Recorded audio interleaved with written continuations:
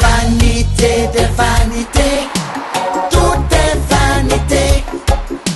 Je vous le dis en vérité, rien de nouveau sous le soleil. Vanité de vanité, tout est vanité. Je vous le dis en vérité, rien de nouveau sous le soleil. Vanité de vanité, je ne te dois rien, tu ne me dois rien. Bonjour, bonsoir, chers compatriotes, chers téléspectateurs d'Antenne A, amis de Retro Diaspora congolaise. Point n'est besoin de vous rappeler que c'est donc le magazine d'information sur les activités de vos compatriotes de la diaspora. Aujourd'hui, l'émission est à sa 28e édition. Je suis Fabien Anvar Kouswanika. Dans ce magazine, je vais vous parler du récent point de presse d'Étienne Tshisekedi Wamulumba devant la presse tant nationale, donc la presse congolaise de la diaspora, que celle internationale. Eh bien, c'était l'occasion pour lui de pouvoir préciser ses ambitions pour 2011 en République démocratique du Congo. Mais d'abord, avant d'entrer en détail en ce qui concerne ce point, j'ai fait la rencontre avec Zulu Black Message, qui est donc un artiste ou qui se réclame être artiste engagé de la République démocratique du Congo. Eh bien, il était ici en Belgique dans le cadre de son émission à la RTBF. Eh bien, il nous a accordé ce petit entretien que je vous prie de suivre. Nous vivons dans un pays raciste, il faut rester play, sinon ton cœur fera qui aille comme les cris de Bruxelles. Nous vivons dans un pays raciste, faut rester play, sinon ton cœur fera qui aille comme les cris de Bruxelles. Nous vivons dans un pays raciste, faut rester play, sinon ton cœur fera qui aille comme les cris de Bruxelles. Les peines ou pas les peines, nous aurions toujours la peine dans un pays de haine. Dans les banlieues, sans ça les mauvaises haleines. Oh, Dja, bitonda wa bitonda c'est la CA. Chili yangu petit papa Kalonji mami il est là. Babinzimbi. Ah, bitonda wa bitonda, tous les chroniqueurs de la musique, mère Bibi. Ah, pas bien. Gia, bitonda wa bitonda. Ah, oh là, na Kumbwaja. Donc nous continuons avec Zulu Black Message qui nous parle de son album. Disons le tout premier c'est donc Justice. Donc deuxième album c'est donc Justice. Et siko lobela biso ozo préparer zanini album kombo na onini combien de titres et puis message na on a kati zanini. Message toujours il y a réconciliation, message toujours il y a mboke bonga kala. Message à Salongo. Salongo quoi. On prend Salongo, on est toujours dans le cadre de la justice. Toujours préparé, on a biloko mystique, on a Mohamed Ali, on a bombe outil na likolo ko na tote panzi bato, on a biloko mystique. Et on a préparé 10 titres. Et on a Île Maurice quoi, na Afrique, ndeko na Île Maurice. Mamboka moi mouké, mais on dira mais que c'est bien, c'est propre. Et puis à chaque fois que on a voyagé, on a mon mboka msusu, et ça l'a pas si ming pour la mboka na biso Congo quoi. Je te jure. Et pour dire ça, on j'ai moi mouké. On prend yango. Oye kominde makambonde yanko.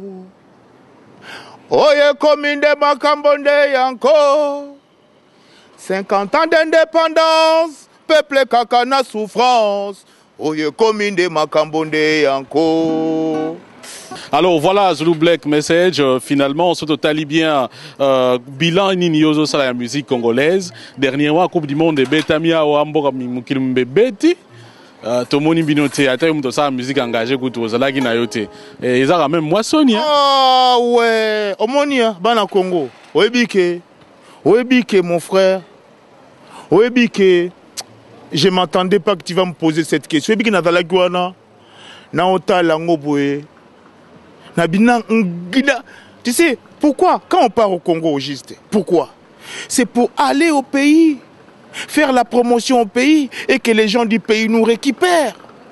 dans les manifestations comme ça. Toi, tu crois que s'il y a un bureau au Congo pour les artistes, hein, mon frère, vous croyez que s'il y a un bureau au Congo pour les artistes, hein, ils envoient mon dossier. Tu penses qu'on ne va pas m'appeler? Mouté mama bé. Mouté mama. Fallait mon anan que namboka minge bat ba kangana ba porte. Bazoye batek na da fierté à Congo. Naza fierté à Congo, attention. Je ne suis pas un homme ordinaire, je suis un artiste. Nous, on fait peur aux hommes qu'on appelle hommes blancs. Hein? C'est nous les maîtres de la culture africaine. C'est nous. Personne d'autre. Et ils font des études, ils vont à l'école de l'homme qu'on appelle l'homme blanc pour devenir l'homme qu'on appelle l'homme blanc. Hein? Il n'y a pas l'avenir pour l'Afrique, pour ces gens-là. L'artiste, il faut nous écouter, il faut nous donner la force. Tu vois? Même au pays, j'ai trouvé un manager au pays, j'ai discuté avec lui. Normalement, manager au pays, c'est moi mon kouate. Mais quelque chose. Mais non! Même si tu lui donnes la maille qu'il bosse pour toi, ils ne bossent pas ces gens. Hein? Je te dis, na salina bate belé na kin. Les gens, ils ne savent pas bosser. C'est des amateurs. C'est un pays des amateurs. Parce qu'avec les amateurs, quand tu bricoles, tu bricoles, ça va toujours bricoler. Tu vois? Pine et toboki, bakobamba, kaka bakobamba. Hey! Merci à Zulu Black Message, artiste engagé de la République démocratique du Congo. L'hôtel Ibis ici à Bruxelles a servi de cadre à la sortie ou à la deuxième sortie du MPS. C'est donc le mouvement patriotique solidaire. Question pour ce mouvement donc de se positionner aussi comme tous les autres par rapport aux élections présidentielles et législatives en 2011. C'est président, je veux dire, donc c'est co-président Jean-François Beaufoy et Paul Makela se confient au micro de Retro Diaspora congolaise. Avec la promulgation de la CENI, on a publié un calendrier, mais bon, il faut être réaliste, hein. Il ne faut pas y aller vide dans cette besogne. Il faut quand même un calendrier réaliste, hein, tenant compte de la situation politique du pays, des échéances à venir en fait. Il faut être réaliste. Pour le MPS, ce calendrier, il faut le modifier, il n'est pas réaliste. Et le modifier par qui? Il faudra attendre la CENI ou bien c'est la CEI qui peut le faire? Non, je pense que c'est la CENI en fait, c'est la CENI en fait.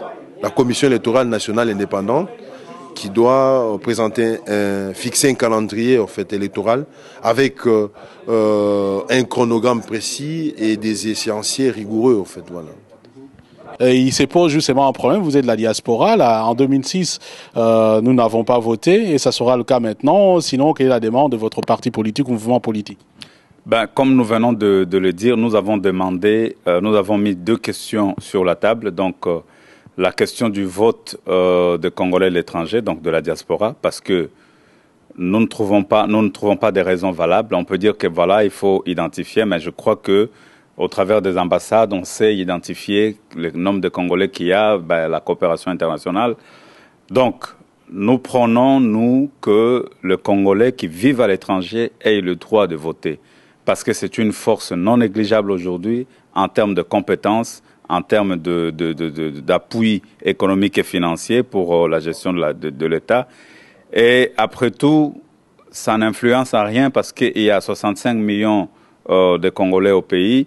La diaspora ne fait peut-être pas 1 million, même si toute la diaspora votait pour une seule personne.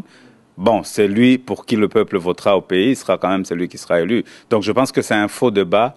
Pour asseoir la légitimité et convaincre tous les Congolais, il faut mettre les gens devant l'évidence. Si ceux de l'étranger pensent que leur vote pourra faire changer la donne, mettons tout le monde à l'évidence, que nous tous nous puissions participer aux élections.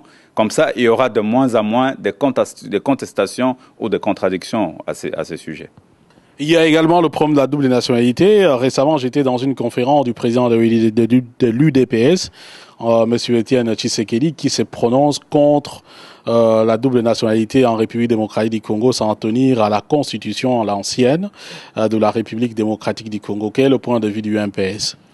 Le MPS estime que par rapport aux enjeux de la globalisation, par rapport aux réalités qui sont les nôtres, Je pense que accorder une double nationalité aux citoyens congolais sera quelque chose de très salutaire parce qu'il y a beaucoup de pays voisins qui l'ont fait. Premièrement, pour augmenter le flux des échanges, la facilité, la libre circulation des personnes. Je parle ici des Congolais qui vivent à l'étranger, qui ne seront pas soumis à beaucoup de tracasseries. Et je crois aussi que ça donnera un élan de garantie, un gage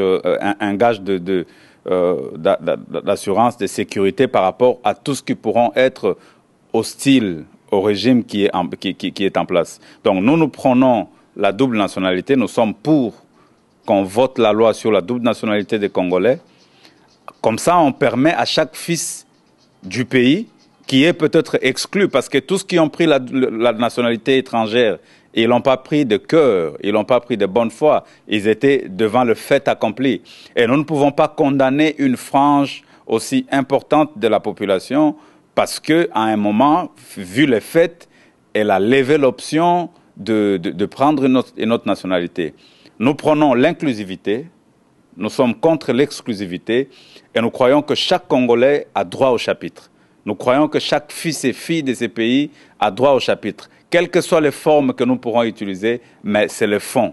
Nous appartenons à une nation. La nation congolaise est une et unique. Donc, si nous appartenons à la nation, je crois que ceux qui ont, bon, je ne parle pas de moi, je suis congolais, je crois que ceux qui ont une autre nationalité, ils ont aussi droit au chapitre parce que c'est des Congolais.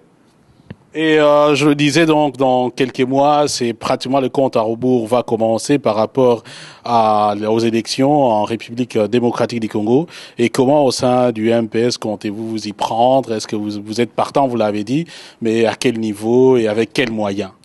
Écoutez, un parti, c'est une question d'organisation. Et je pourrais également dire aux Congolais que à ces niveaux-là, nous sommes organisés. Nous sommes très organisés. Il y a un travail de terrain qui s'est fait, même dans des coins les plus reculés, dans des villages où il y a déjà un travail de pré-campagne qui s'est fait. Et puisque c'est une question de cartes et de stratégie, nous irons au Congo et nous verrons sur place comment est-ce que ces cartes pourront être redistribuées. Donc d'ici, je ne me prononce pas par rapport à ce qui sera fait sur place, mais je crois que nous avons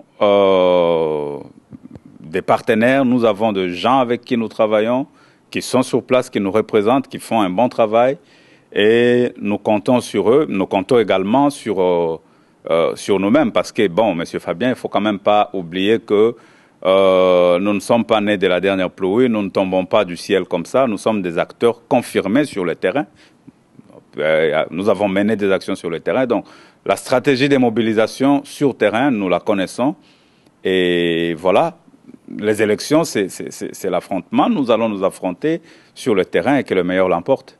Et parlant du niveau, nous pensons que nous participerons à différents niveaux des élections pour que nous ayons la possibilité de faire passer nos idées, que ce soit à des niveaux beaucoup plus à des niveaux de base tels que la commune, la province, la ville, ainsi de suite, jusqu'à monter au niveau national.